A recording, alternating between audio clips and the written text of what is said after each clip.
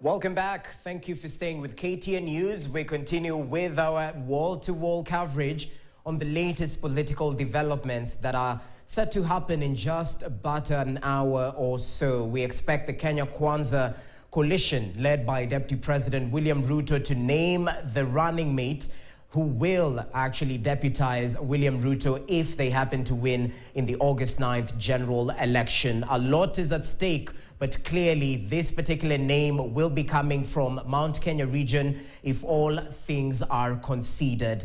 We'll definitely continue with our monitoring of the residence of the Deputy President as we await for him to make that all-important decision that might shape the next few months in this race. We barely have 86 days to go to the general election, and remember that particular deadline set by IEBC on the 16th of May is fast approaching, so 2 days or so. We'll know today who Kenya Kwanza running mate will go to, but equally, we're waiting for the Azimio One Kenya Alliance to name their running mate, and we'll definitely keep you updated right here on KTN News. In that same length and breadth, allow me to introduce my panelists just joining me. Charles Kanjama Wakili, thank you so much for your time, joining us from Nairobi via way of Zoom. Equally, Joshua Kipto is still with us. He is the Nandi County Speaker, joining us from Eldoret. Gentlemen, I appreciate your patience on this all-important day. Kanjama, I'd like to begin with you. And we've heard of the speculations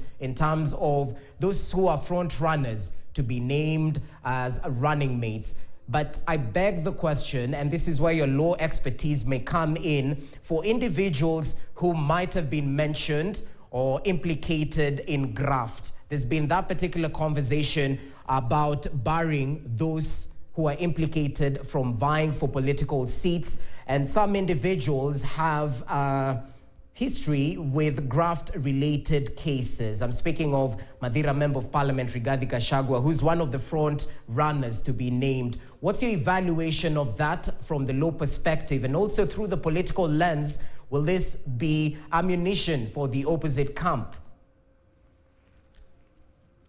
Okay, let me start by answering the legal question. We have the Constitution of Kenya 2010 that establishes the law regarding qualifications to run for any political office, including the office of the President and the Deputy President. And the qualifications of the Constitution is that if you are accused of any criminal offense or even an offense of corruption, then it will not be, and I repeat, it will not be a disqualifying factor until you are convicted and your opportunity for appeal or revision has been exhausted. That means even if you are convicted, you can still run for office if your appeal is going on.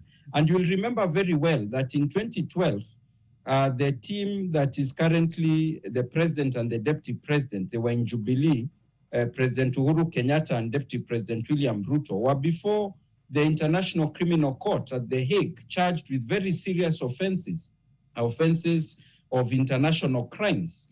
And this question was brought before the Kenyan court. Can they run? And the court interpreted the Constitution and said that they have not yet been convicted. And even if they were convicted, they would be entitled to run if they were pursuing an appeal. So that issue, I think, has been settled in Kenya. And it would mean that anyone charged with a corruption offense or any other kind of offense can run if the court case is still going on. And indeed, this particular position has been reflected in recent statements by one of the commissioners of the Independent Electoral and Boundaries Commission. So that's the legal position. The arguments keep coming out, but the law is settled, and I would like to repeat that. The political question is different because the political question includes the moral consideration. Is it right? Is it appropriate? If you are a character that is considered to be corrupt, to run for high office.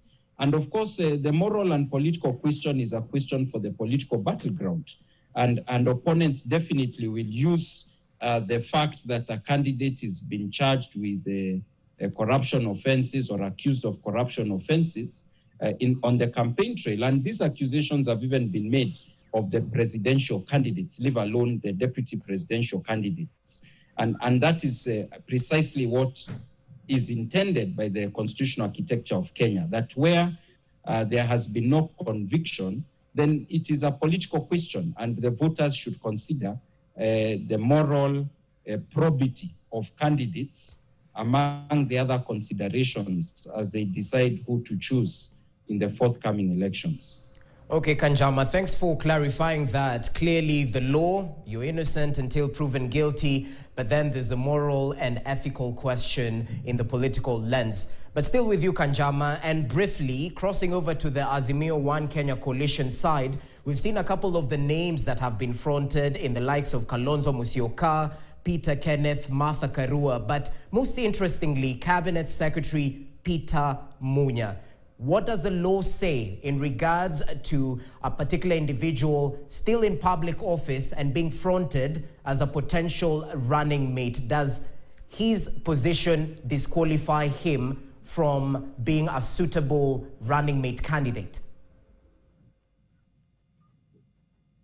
So the law says that this is under the Elections Act, that the parties who are running for office should not be holding a public office, and there are certain exceptions. The exceptions include people holding political office, like a member of parliament, member of county assembly.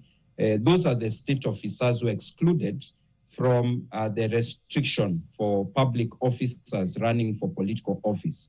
And IEBC normally has their timeline where they remind those who are running for political office to resign from office. And this timeline was in February this year, that those who wanted to seek political seats were to resign. We saw that several cabinet secretaries or principal secretaries in particular resigned so that they could seek public office.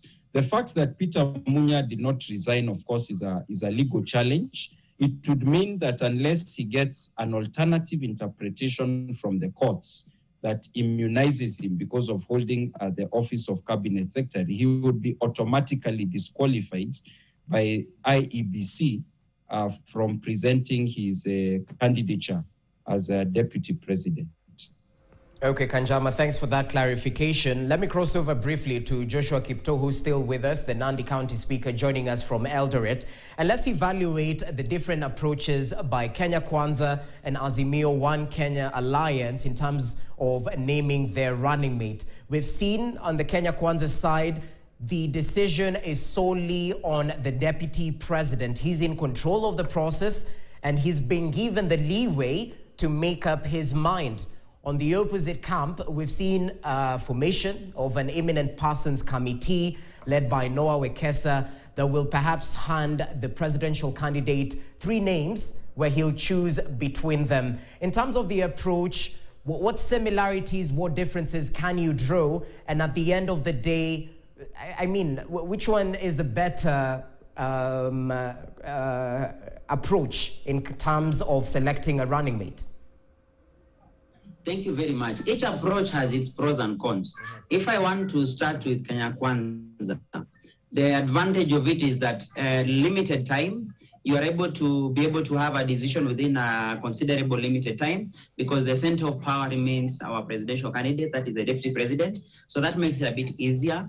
However, you would also want a bit of ownership from every of the stakeholder. And that's why you see, in order to mitigate that bit of elements of consensus, there is always, and you always see the deputy president hosting different regional meetings, as well as having delegations from every part of the country. Because at the end of the day, yes, it will be beholden or it will be dependent on his desire as to who becomes a running mate, but the aspect of always ensuring that the other rest of the team are also part of the decision making makes it. So I would say the advantage for Kenya Kwanza is that it is much easier and a bit faster to make a decision as to who becomes a running mate. But the challenge would be, how do you get everyone on board to support the decision? When you flip over to Azimio, them they chose the more treacherous path, which is the consensus approach. That one, from the word go, it will bring a sense of ownership. The only challenge with it, you have several centers of power. And that is why you see the level of confusion and information flowing from Azimio, complaints, like the whole coalition is littered with a lot of complaints and backbiting because there are several centers of power. Always in politics, as I had said before, arriving at a consensus is not an easy thing. So when Azimio took the path of doing a popular, more or less like a popular consensus approach, the challenge would be you don't have a single person to dictate, but rather you want it to come from the entire coalition. It will take a longer period of time, and the possibility for fallout is a bit higher. Look at how each of the candidates were posturing. Especially Kalonzo Musyoka. He was on record saying that he's not going to appear. The next minute you're seeing him appear. You have his sidekick being the senator from Kitui, who sat in the panel, but when you see his public pronouncement, opposite. Says that we're not going to recognize, we don't care what they say. So the only advantage would be the person they pick would have the advantage of being a consensus candidate from the team.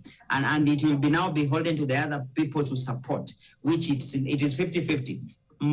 Some may choose to stay, some may choose to leave. So that is why I'm saying either of the team picked an approach. Each approach has a pros and cons. Well noted, Kipto. Crossing over back to Charles Kanjama, and let's talk about what the promoters of the 2010 Constitution envisioned while we were talking about this joint candidature of the president and the deputy president. Gone are the days, of course, when the president would hire and fire at his own will. But right now we're faced with a particular debacle and a situation where the president and the deputy president have been pulling in different directions, especially after the 2017 election. Did the promoters envision such a situation, such a scenario? Because I'm pretty sure this will inform the basis of naming of a running mate, where certain coalitions will be looking at an individual who will not pull in a different direction, but will definitely perhaps stick with the president as the principal assistant. What's your take on that, Kanjama? First, let me say that I'm fully in agreement with the constitutional structure of having a deputy president on the ticket, on the ballot, together with the presidential candidate. What this means is that the deputy president owes their allegiance not just to the president, but also to the people, because the people voted for the deputy president at the same time that they were voting for the president. And the reason why the constitution was structured this way was to give some security of tenure to the office of the deputy president, because the office of the deputy president has constitutional functions. One as the principal legal advisor of the principal assistant of the president, and more importantly, as the person second in line to the presidential office, the person who acts on behalf of the president when the president is absent, or if the president is not able to continue as president, the one who takes over for the remainder of the term of the president. So this means that the fact that the president cannot appoint and remove or disappoint the running mate once the elections have taken place creates some checks and balances. The president, that means, needs to have good relations with the deputy president, but at the same time, if the president runs amok, the deputy president can balance a bit the office of the president. I think this was what was intended by the framers of the Constitution. Definitely, it means that the presidential candidates have to be very careful when selecting a running mate, to select someone who they have similar ideology, they have a connection with, they have a previous relationship, and they are convinced that they can work together. And then the moment the nomination is presented to IBC, then both the president and the deputy presidential candidate have to work together to cultivate the relationship. We saw in 2013 between Uhuru and Ruto that they made a lot of effort to cultivate their relationship. There was a lot of chemistry, personal chemistry, professional chemistry. They worked fairly well, at least from observers' point of view, outsiders' point of view, during the first term. And I think what changed was that during the elections, the re-election campaign of 2017, they needed each other, even though the chemistry had started to disintegrate. And I think that was a political calculus that was made by both Uhuru and Ruto, because it was surprising how quickly, how soon after the election result, they started having disintegration of their relationship. So definitely this is something that presidential candidates have to take into account. But whatever you do before the election, things may change after the election, because this is like a marriage and people are on their best behavior during the courting stage. And it is only after the marriage that you now have to live with people with a different relationship that is happening after the marriage. And the Constitution does not allow for a divorce between the president and the deputy president during the 5-year term. Speaking of the Constitution, Kanjama, before I let you go, we've heard of the power sharing agreement within Kenya Kwanza, where Western Kenya will get 30% of the government if they're successful in the August 9th general election. Let's speak about that contentious issue of, is it the super cabinet secretary that was promised to one Musalia Mudavadi? Will a constitutional change be necessitated in order for such a position to exist? Because we've had the camp of Azimio One Kenya mentioned that this is what we intended through the BBI, create more positions and hence distribute power and give it the face of Kenya. Will such a position necessitate a change in the Constitution, or this will be within the powers of the president once he's sworn into office? Those who are opposing BBI said that they were opposing it, among other reasons, because of this creation of political positions for leaders and not because of service to the people. And it seems that the Kenya Kwanza Alliance has been caught with some egg on their face because they opposed the BBI, and now they seem to be implementing a new position that has the same approach as BBI. What I would say in answer to your question is that the position of Prime Cabinet Secretary that has been proposed in the Kenya Kwanza coalition deal is not a constitutional position. It is not recognized by the Constitution or the law.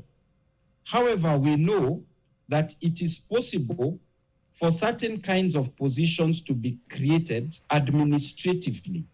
We saw President Uhuru Kenyatta create the position of Chief Administrative Secretary, who is a political appointee that is second in rank in the ministries below the cabinet secretary and above the principal secretaries.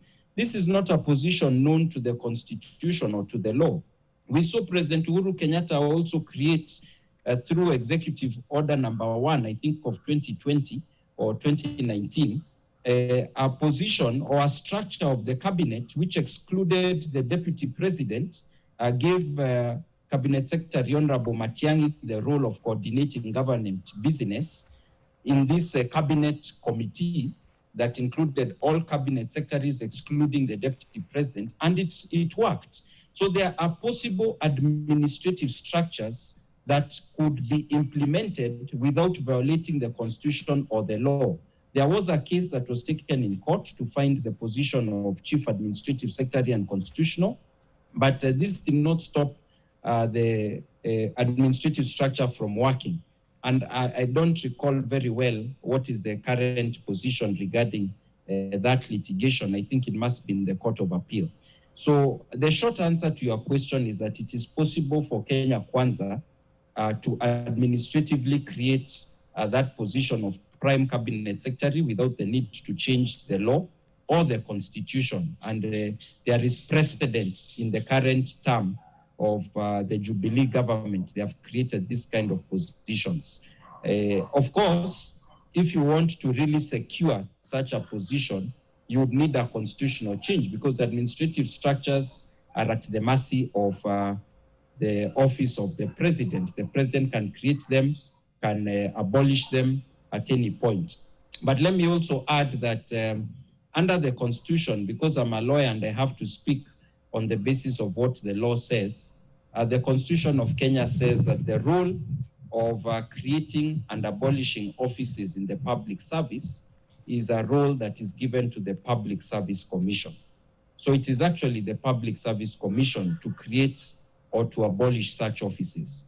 But because the president tends to have a lot of influence with the Public Service Commission, is involved in the process of appointment of commissioners, it tends to be easy for the president to discuss with the PSC and convince them to establish this kind of positions, which I think is what happened in the case of the Chief Administrative Secretary. So the president ensures that he follows the law to the letter, even though the spirit of the law may have been broken in such a case. Okay, Kanjama, thanks for that clarification and your interpretation of the law. Looking forward to deliberations a little bit later on, even as we excuse you for just for a while. Let's cross over to Eldoret. Joshua Kipto is still with us, the Nandi County Speaker. And I think you've heard on that particular question on the Super CS that was promised to Musalia Mudavadi in case they're able to clinch the presidency come August 9th. And is it an egg on your face, first of all, in terms of shutting down BBI, but on the other side, clamoring for certain positions that were encompassed within BBI in one way or the other? But equally, you've touted your campaign around economic liberation, but it seems the still jostling of positions, a factor of which you criticized Azimio One Kenya Alliance for. Thank you very much. I think I will be able to respond in two ways. Number one, I think the rejection of BBI was a popular rejection. It wasn't just the Kenya Kwanza coalition, but the people of the Republic of Kenya, if they had been given a chance, they would have overwhelmingly rejected BBI, simply because the timing and the intention behind the initiative. I am lucky to be head of an assembly that unanimously refused to approve the BBI bill, because despite all the good things, let's say 75% of the good aspects, the 25% had significant ramification. So that it was not just a rejection about positioning, but we need to remember about independence of media, independence of judiciary, which are at the core of our democracy, which BBI was working against. And I wouldn't want to go into the details. I think the debate on the BBI, I think, was settled the moment the courts affirmed emphatically from the High Court all the way to the Supreme Court that the law was not followed, the procedure was not followed. However, when it comes to positioning, now that is a political question, which I think now we can engage devoid of BBI. It is not an egg on the face, because when it comes to positioning, remember the position of the Deputy President, as at the time he brought forth the concerns about BBI, about positioning. The issue is there are some aspects that can be done without necessarily changing our constitution. And I'm happy my senior Kanjama has made it very clear to our audience that some of these are within the mandate of the law. We have the Public Service Commission, which has a mandate to be able to draw the structure. And the appointee of the PSC, that is the president, and the president is elected popularly by the people, has the same mandate. So nothing stops our system, nothing stops our government to structure and restructure the way they deem fit, as long as they work within the law. So that when you look at the position, for example, the position of a chief minister is more or less like another terminology for someone, for example, who would be the head of government business and works directly under the president, without usurping the position of the deputy president, without usurping the position of the other cabinet secretaries. So what is clear here is that when you see these two political formations giving promises about chief minister, it is because within our current legislation, both the constitution and our respective parliamentary legislation, nothing stops either of the candidates, be it Raila, be it Deputy President William Ruto, appointing a super minister in the name of chief minister. That will be basically organization and reorganization of the government within. But this should come at a price. You don't do that with a view of usurping the constitutionally created positions. And that has been the bone of contention. Remember, the debate has been whether when the president, through an executive order, put more power and functions to the CS Matiang'i, did it come at a price of usurping the roles of the deputy president? That is a question that we can be able to see as the ramification. That should be the only thing that the two coalitions have to consider. You just don't create a position for the sake of creating. I think it is good we are having this conversation now before elections, because the danger would be, as soon as we create these positions, we may fall under the trap of having to shift responsibilities. And the law does not allow you to touch the responsibility of constitutionally created offices, especially the two elective positions of the president and the deputy president. So I'm happy that this is a conversation we are having now, and it is not because that the Kenya Kwanza coalition was against BBI so that it becomes ironical that we're talking about this. Politics is about jostling and positioning. A political formation, whether a party or a coalition, what is their responsibility? It's all about fighting for positions and power. And that is why they are vying. And there's nothing wrong promising and trying to give a blueprint for the voter to consider tomorrow. When you want to get a vote for our people, they will always ask, what is our stake? And that is why these positions becomes important. Okay, Kipto. Speaker, still with you, and let's talk about the interest of the Mount Kenya region, because it can't simply be boiled down to the position of deputy president. I mean, there's a lot more at stake. And just to take you back recently, we had of the echoes of one man, one vote, one shilling, where leaders from Mount Kenya region who said that, I mean, the region produces roughly 30% of the national revenue, and they wanted the counties in Mount Kenya region to receive a revenue allocation set at 35 to 50%, mentioning they don't want to be marginalized. And we've had the deputy president mention that the interest of Mount Kenya will be taken care of. Will he be able to implement perhaps this one man, one vote, one shilling without, as he said, wasting public funds through changing of the constitution? Thank you very much. A very pertinent question. And that is what I think the debate about 22 elections should mostly be around issues and agenda beyond the positioning. And I'm happy you've picked a very personal matter that afflicts or affects Mount Kenya region. That was the basis of the rallying call for the pro-BBI group within Mount Kenya, that they were offering them one man, one vote, one shilling kind of initiative. You remember the fight that ensued brutally at both the National Assembly and the Senate when you had the fight about resource allocation. Now, the question about resource allocation goes back to our independence days, since 1960s. The way the laws were crafted before even we got devolution, power had a direct impact as to where resources would be allocated. And that has been at the center of the fight for example, the initial concept of Majimboism, and then coming in with the issue of devolution, Ugatuzi. It is simply because of this issue you're talking about one man, one shilling. So Mount Kenya possibly, let me give a historical perspective. Remember, Mount Kenya has been lucky to have produced 3 presidents, if I'm not wrong, because the first president was from Mount Kenya, the second, or the third president was from Mount Kenya, and the fourth president is from Mount Kenya. And because of our previous governments, and we have to be honest about this, because of our history about national governments, when you have your person being in charge, the resources will be skewed. So I think Mount Kenya possibly took a hit after the introduction of devolved system of government, because that would mean we have to spread out the cake. And that is why, politically speaking now, you find anyone seeking a vote in Mount Kenya being forced to declare about this. So the first thing is, let us look or evaluate devolution. Has it been equitable? Has it been okay across the Republic? And is Mount Kenya justified to feel that they have been left out? And from my small experience as a speaker, I can guarantee you that I really want to applaud the Commission of Revenue Allocation together with the National Assembly and the Senate. The work they have been doing the last 10 years, trying to balance. And the balance is always between population and land size, because Mount Kenya boasts of a bigger population, smaller land size. When you go to ASAL areas like Upper Eastern, go to Northeastern, those and Upper Rift Valley, those were areas that were marginalized for 60 years. They are very vast, smaller population, but very vast, and for a long time they felt to be out of the country. So you find that the first 10 years of devolution, the hassle for CRA, National Assembly and Senate was to consider those that had been left out.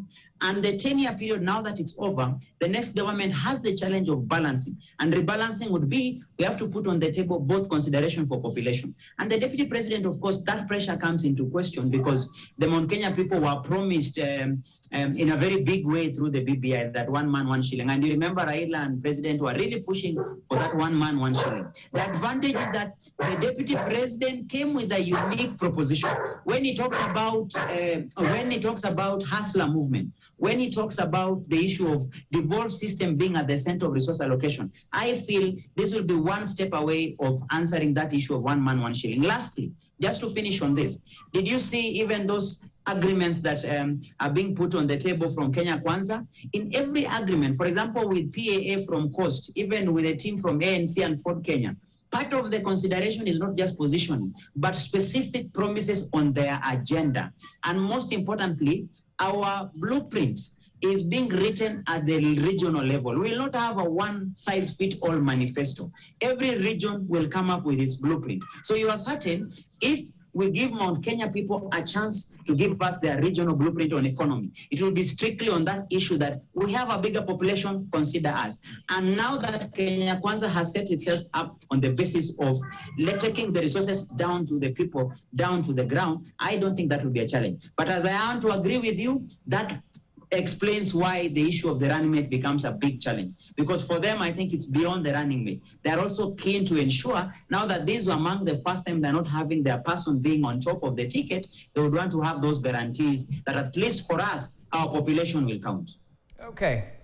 Well, Senator, you've definitely broken it down, and I think you deserve a short breather in that particular note. Kindly grab yourself a cup of water or something. We'll be back in just but a few, continuing with our evaluation, even as it's barely 30 minutes to that anticipated announcement by the Deputy President, the presidential candidate in Kenya Kwanza coalition, where he's set to name his running mate. And some of the top contenders, the likes of Rigathi Gachagua, the Mathira Member of Parliament, talk of Tharaka Nithi Senator Professor Kithure Kindiki. And speaking of Tharaka Nithi, my colleague just a little bit earlier on, Alan Ochanda, had the opportunity to have a sit down with the parents of Professor Kindiki Kithure in Tharaka Nithi. Let's just listen in to some insights from the elderly parents of the good old professor. We are in an area called Mukodhima, deep inside Tharaka Nithi County. Remember that Tharaka Nithi County is one of the smallest, but politically it's quite strategic, vital and pivotal to all the presidential candidates. Remember that whenever Kenya Kwanza has been here, has been actually really rallying the residents of this county to ensure that they may be reciprocate whatever they did to Kibaki. Remember that in 2008, during the contested presidential poll, remember that it's Tharaka Nithi County that was quite vital in deciding the victory of the late President Mwai Kibaki. And so we've actually really gone in to this Mukodhima village where Professor Kithure Kindiki was born. Remember, Professor Kithure Kindiki is one of the names that really tops the list of those being considered to be the running mate of Deputy President William Ruto of UDA, of course, the party leader of UDA, in the forthcoming elections to actually deputize him. Remember that when DP Ruto was here in Tharaka Nithi like 2 months ago at Kathwana area, he was calling on the residents of this county because remember initially they thought he would actually come for this governor's seat of Tharaka Nithi County, but the DP was quite precise and asked the residents to ensure that they release their son and not just to play the village politics, of course, quote-unquote village politics in the county, but to release him and elevate him to national politics. And so that was interpreted as being a consideration to actually deputize William Ruto in his presidential bid. And so today, we've located the parents here, the elderly parents here. They are still alive, the mother and father. Of course, Professor Kindiki is actually their scion here. And so we really want to talk to them, how they feel about it. If of course, they're actually enthusiastic about him deputizing of course, the UDA party leader in his presidential bid here. And so, karibu sana mzee. Pengine utueleze jina lako. Wewe pengine utueleze kama ni baba mzazi wa Profesa Kithure Kindiki ambaye kwa sasa ni seneta hapa. Unahisi namna gani? Pengine uanze na jina lako. Jina langu ni Daniel Kindiki Munganga. Hiyo ndio majina yangu.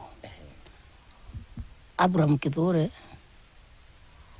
ameshariwa mwaka wa 1972 July 16 na akuchaliwa hapa, alichaliwa Kalie Kamburi, lakini hiyo mwaka tulihama tukahamia hapa. Hiyo mwaka hiyo yenyewe tulikuja hapa akiwa na mwezi mmoja tu, na tulianza kuishi na yeye kama mtoto wale wengine, na tukaenda shule yani akaenda shule kama watoto wengine na akaendelea na masomo yake akamaliza. Lakini kabla hajamaliza akiwa secondary school alianja maneno yake. Siku moja alienda huko Mkodhima akakuta kuna fertilizer ilikuwa inapeanwa, akabeba kwa mgongo akaniletea hapa kilo 50. Nikamuuliza hiyo ni ya nini? Akaniambia hiyo ni ya kupanda, na kama utatumia mali kipeana na serikali hiyo ni kodi yako. Akaanza kunifundisha vile serikali inatumia mali yetu. Hapo nikachangaa, nikaona mimi chukua na akili ya kufanya hivi, lakini yeye kama mtoto ananifanyia akiwa shule tu. Baada ya kumaliza secondary akaenda Moi University. Na wakati akiwa huko Moi University, siku moja nikasikia ametangazwa kama secretary wa wanafunzi wengine. Na hapo ndio alianza siasa yake akiwa huko Moi University. Wakati alikuja hapa nyumbani, wakati wa kumaliza hiyo akaenda ni South Africa kwa masomo ya zaidi. Na baada ya hayo, wakati alikuja nyumbani hapa akaanza kuongoza watu. Kwa hiyo visima ilikuwa inachimbwa na watu wa Mbao, ilikuwa inachimbwa na watu wa kutoka Switzerland, hiyo tunaita Shinda. Wakati walianza kuchimba hiyo visima, akaongoza kutoka huko chini akaleta kisima kimoja hapa akasimamia, ni mwanafunzi akasimamia mpaka ikatobolewa maji. Na hiyo ngine sasa kamulicha ulipata kuchaguliwaje na wazee wa hapa area na wewe ni mwanafunzi wa shule?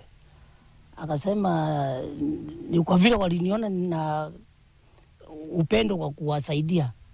Hapo ndio alianza maneno yake, tukaona ni kama mwanachiacha tu. Maana hiyo maneno anafanya hao wengine wakubwa, maana ni mtoto wetu wa 5. Kuna wengine wako juu kama Profesa Nyaga, kama Profesa Isaya Kivenji, wako wengine mbele yake, lakini hawakuja na hiyo maneno. Alafu kutoka hapo tukaona hiyo ni dalili ya kuwa mwanachiacha. Kutoka hapo akaendelea na masomo yake, kumaliza Moi akaenda huko. Alafu mwishowe sisi tuliangalia kwa TV tukamwona akiwa hatujui ilitokea wapi, na hatujui ilianza wapi, lakini tulimuona kwa TV tu akiwa akiwa na Ruto. Sijui walitoana wapi, walielewana wapi, walikutana wapi. Lakini kwa njia hapo hiyo tunasema kama ndoto yake inaanza kupanda. Na wakati mwingine kabla si aenda huko, akiwa na ndugu zake anawaambia mimi nataka kuwa kiongozi wa nchi yetu, iko na tinda sana. Na tunaona ni kama Mungu anamtumia. Maana hapo ndio alitoka kutoka huko kutoka huko hapo ndio aliingia kwa siasa vizuri, na Ruto na Moi wakamtambua kama kiongozi na wakampatia kiti. Kabla hawajampatia kiti alikuwa anachukua kiti ya under secretary wakati wa Kibaki. Hao wakamchukua kama under secretary, akakaa kama mwaka mmoja akaresign. Alikuwa chini ya huyo Mama Karua. Yeye ndiye alikuwa kwa hiyo ministry yake, akawa under secretary. Alafu akakaa akaona kuna vitu ilikuwa inapigana mipakani hapa Njoguni, hapa mbele yetu hapa kidogo tu. Akaleta hiyo issue, akaona serikali ichungulikia, asema mimi naajiriwa na nikiwa mwajiriwa serikali. Akaniambia hivyo, mimi ni mwajiriwa serikali na siwezi kusema maneno kama hao watu wetu wanachumbuliwa hapa kwa mipaka na mambo mengine. Wacha niondoke. Akaondoka kwa hiyo serikali ya Kibaki. Alafu akaingia siasa vizuri. Tuseme hapo kwa siasa sasa. Alianza 2013. Amepita senator miaka 10. Unaona kama safari yake ya siasa inaonekana namna gani? Umesema Mungu amembariki sana. Hiyo ni ya Mungu. Hiyo hata kuonekana na watu sio masomo, sio akili, ni Mungu anamvuta hiyo. Kwa hiyo miaka yake ya 10 ya kuwa senator miaka 5, Akarudia miaka ingine 5, akatuambia hapa nyumbani mimi sitaki seneta tena. Kwa nini? Nisaidii kusaidia watu vile nataka kuwasaidia. Kwa hivyo akasema, hata akatangaza, mimi nikimaliza hiyo kipindi sitasimama seneta tena. Sasa tukauliza hiyo kijana anataka kwenda wapi? Tukakishangaa. Mpaka hiyo siku ya kadhoana walifanya mkutano, watu hapa Tharaka walikuwa wanamtindikisha kuwa gavana na yeye hataki. Akawa ana hiyo haja vizuri, akasema nitawaambia. Mpaka siku hiyo Ruto alisema wacha hiyo kijana tuende kanisaidie kazi. Wakati Ruto alisema hivyo, nyinyi kama wazazi mlisikia namna gani, mlifeel aje? Hiyo ndio ilitufanya tufurahi sana, kwa sababu hata hiyo gavana tulikuwa tukiogopa sana kuwa gavana. Maana akiingia gavana ni kama mama nyumbani kuwawanya chakula nini, na hapo kuna matuchi na madharau mengi sana. Mimi kama baba yake nilikuwa nikimwambia ni afadhali uende mahali pengine kuliko hiyo gavana. Maana mahali pengine unamaanisha wapi? Sababu watu wengi walikuwa wanamuimbia atavuta vitu vingine huko mbele, kama mwana hata kiwa hata chaguliwa kuwa rais, naibu wa rais, anaweza kupatiwa kiti kama huyo tunasema ni huyo mkuu wa sheria ama kitu kingine wakampatia. Maana hiyo gavana hataleta chinda, lakini yeye alikuwa hataki kusema nataka nini. Lakini hiyo siku tulifurahi sana, kwa sababu Ruto kusema aende kufanya naye kazi, tukaona hiyo sio maneno ya hapa, ni Mungu anasaidia. Maana kwanza walikuwa wanakosana na Uhuru kidogo, na akamtoa kwa ile viti alikuwa. Maana walimpa majority rinda mbele, wakarundi wakamtoa majority rinda, wakamweka hiyo tunaita deputy speaker wa Senate. Alafu ndio nilikuwa nikimuuliza, sasa umetoka huko ukirundi Senate mwaka ingine, utakuwa nini huko kwa Senate? Maana hakuna kitu kingine huko kwa Senate atapata kuliko hiyo alikuwa naye. Na wakati wake nimpongeza mimi, wakati alitolewa kwa hiyo speaker, hiyo ndivyo speaker, nilimwambia nikamwandikia, na nikampigia simu nikamwambia umefanya vizuri, maana Kenyatta ni mkubwa wetu, rais wetu, tulimchagua kwa kura zetu. Vile namrudishia na furahi kabisa. Hiyo ndio mwananchi yeyote anaweza kufanya bandara ya kumtukana. Sawa. Pengine babu, ukitizama Ruto karibu anamtaja yule ambaye ni running mate wake atakuwa deputy wake. Mwendo wa saa 7 hivi, lisali moja kutokea saa hii. Una matumaini kwamba Kithure Kindiki atakuwa akitajwa, ama na utakuwa na hisi namna gani? Mimi maisha yangu ni furaha tu na kurudishia Mungu shukrani. Hata usiku wa leo tulikuwa tunaomba na mama yake Ruto amkumbuke, maana tulikuwa tunaona kelele jingi ya watu wengine wakisema kachagua, tukaona kama Ruto, kwa maana huyu kwa Kikuyu ni jamii kubwa, anaweza kumchukua. Lakini tukamwambia Mungu, hata Yesu aliyokuwa nji kutoka Nazareti mahali hakukuwa kukitoka kitu kizuri hapo, na watu walikuwa wakiuliza ni nini natoka Nazareti nzuri, lakini Yesu alitoka hapo akaokoa watu. Hiyo tulikuwa tunamwambia Mungu. Sawa. Pengine pia tuzungumze na mama hapa. It will be a disservice if we don't talk to the professor's mother here. Pengine utueleze tu jina lako Shosho, alafu tueleze wewe ni mama ya Profesa Kithure Kindiki. Unaona kwamba pengine una matumaini Ruto atakuwa akimtaja kama mdogo wake? Una matumaini? Ninakuelekero. Ninachama Kemeru. Ongea tu Kiswahili, unaweza ongea hata kidogo tu. Una furaha? Kuna furaha. Nina furaha. Akichagua nitakuwa na furaha sana mama yake. Pengine ambia taifa unaitwaje, jina lako? Jina langu naitwa Ani wa Kindiki. Kindiki huyo.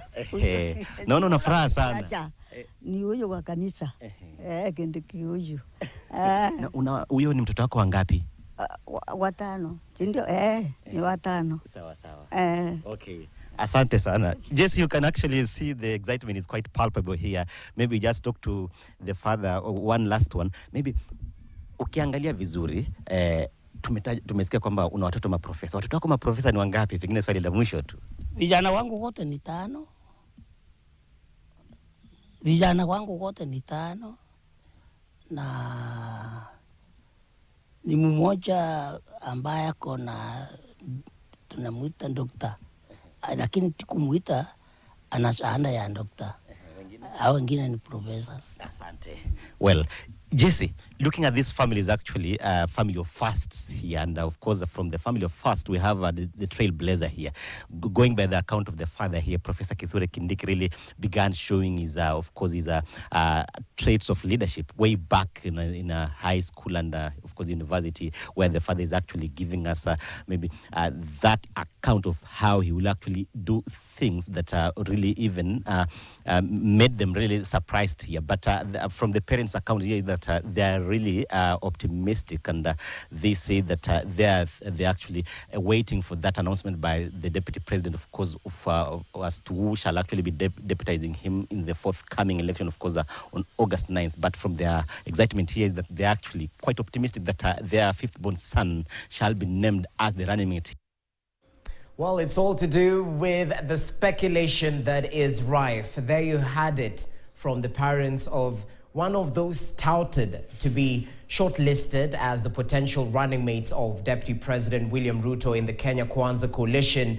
The parents of Professor Kithure Kindiki just speaking to his rise through his political career and eventually being considered as a potential running mate. It's also proper to note in terms of him choosing not to vie in Tharaka Nithi as the senator.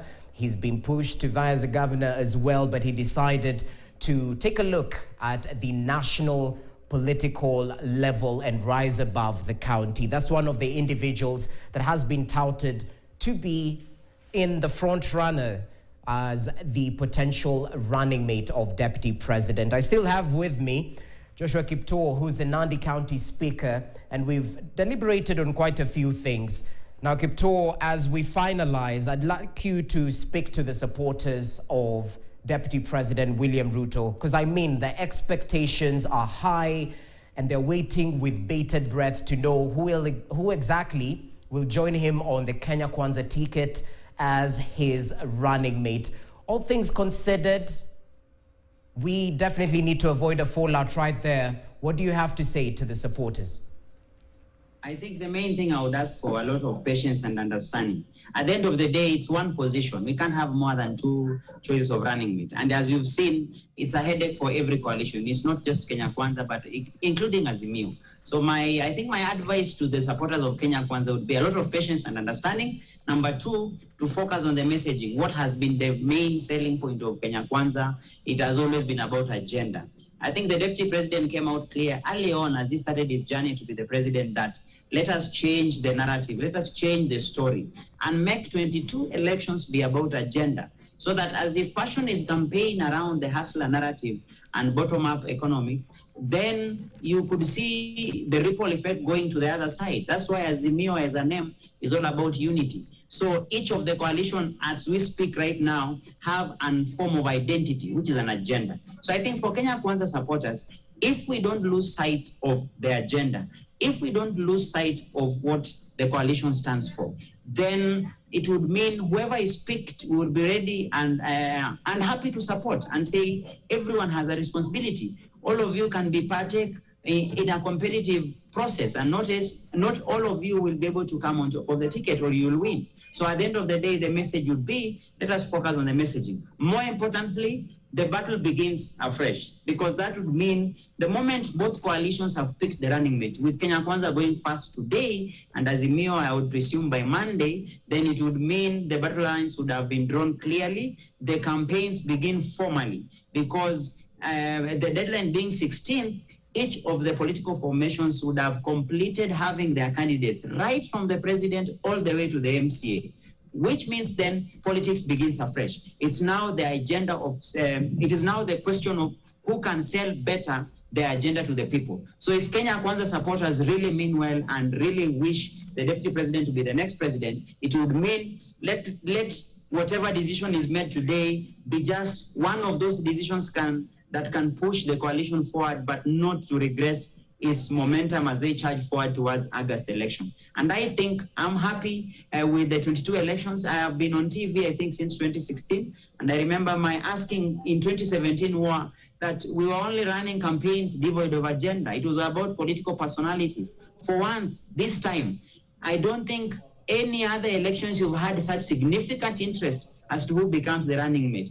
This is the first time we are actually having interviews about running mates. Importantly, we keep questioning what does the particular running mate stand for. It was basically the choice of the presidential candidate. So that tells you the level of maturity and the level of growth of our politics. We are heading in the right direction. So I want to urge Kenya Kwanza supporters just to be patient. Let's get the candidate. Let's get the running mate who's been picked. But importantly, the battle begins. It's a question of voter mobilization and ensuring that we have serious turnout come August. Thank you. Well, it's only a matter of time until the Kenya Kwanza supporters know who exactly will be named. That long wait might be coming to an end just today in just but a few minutes. Thank you so much for your time. Joshua Kiptor, the Nandi County Speaker, joining us from Eldoret with a couple of insights into the choosing of this all-important running mate position in Kenya Kwanza. We appreciate your presence right here, Kiptor.